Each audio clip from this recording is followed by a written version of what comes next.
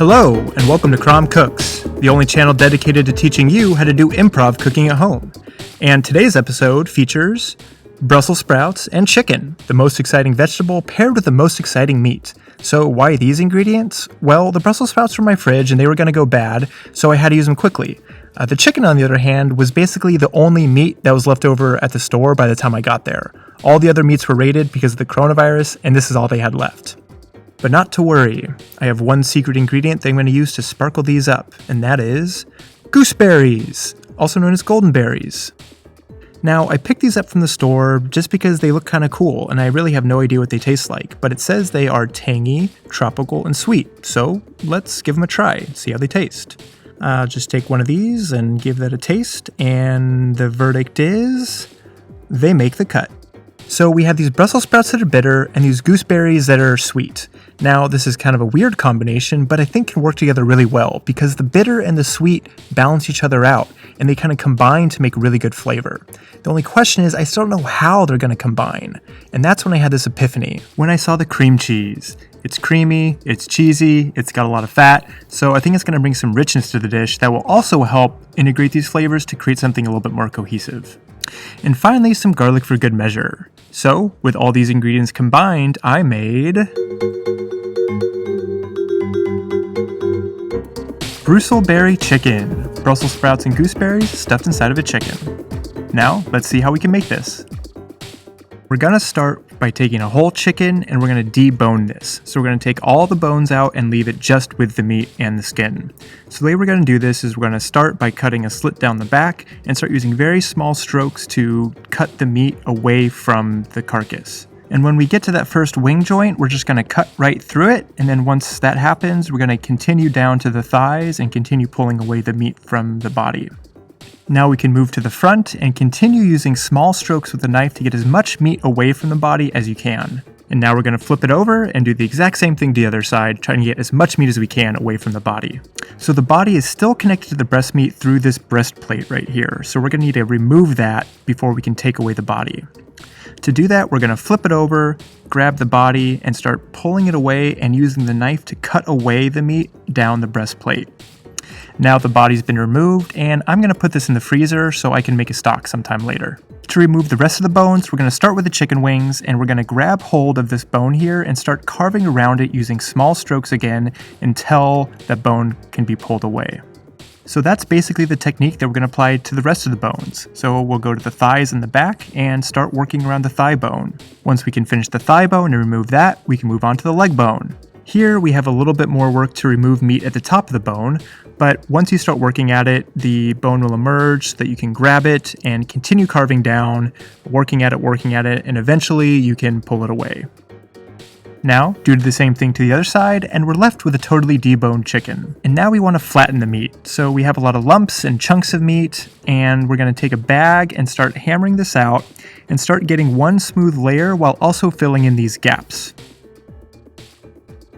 And once finished, we can season our meat, so add a little salt and a little pepper. Whew, I'm exhausted. I think I need a little break. Hey, Jibo, can you tell us a little joke? What did the grape say when he got stepped on?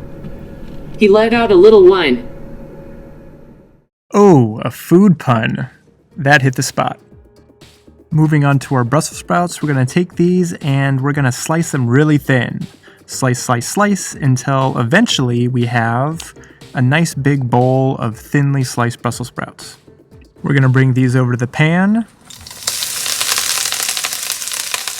And we got a nice sizzle. Then we're going to add a little salt and a little pepper and toss that around and let it cook for a little bit.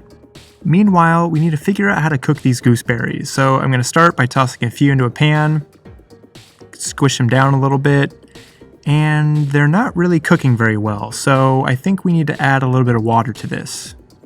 We let those cook for a little bit longer, and it looks like they're starting to break down better, so I'm going to go ahead and add the rest of the gooseberries in and let those cook, add some more water, and I also added a little bit more sugar to help bring more sweetness to help balance the bitterness of the Brussels sprouts.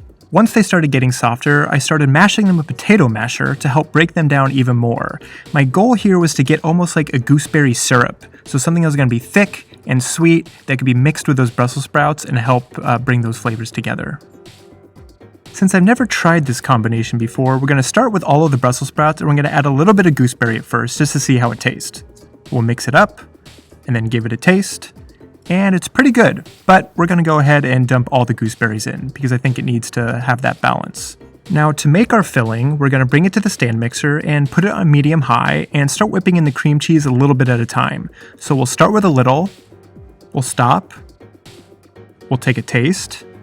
Tastes pretty good, but I think it needs a little bit more to bring out more richness.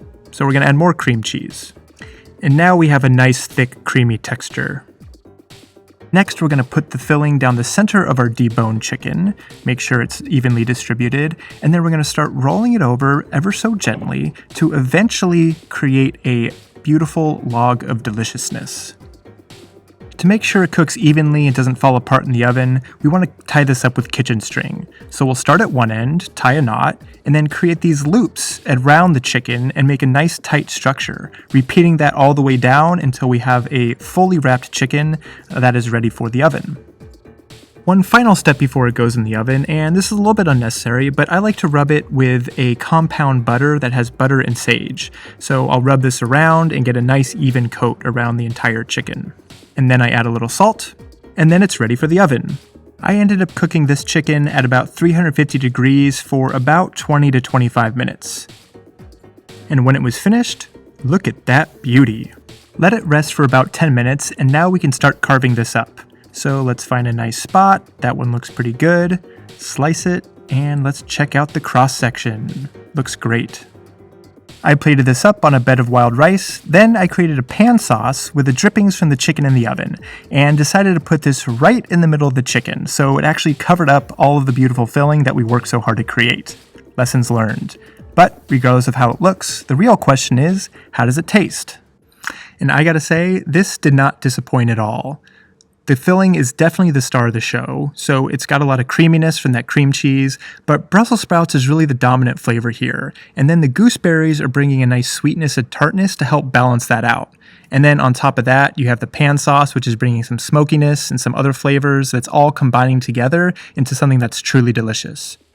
So now you have this new dish that I think would go great on a Christmas dinner table. Plus, you have a name that's as whimsical as the ingredients that are in it, BrooselBerry chicken.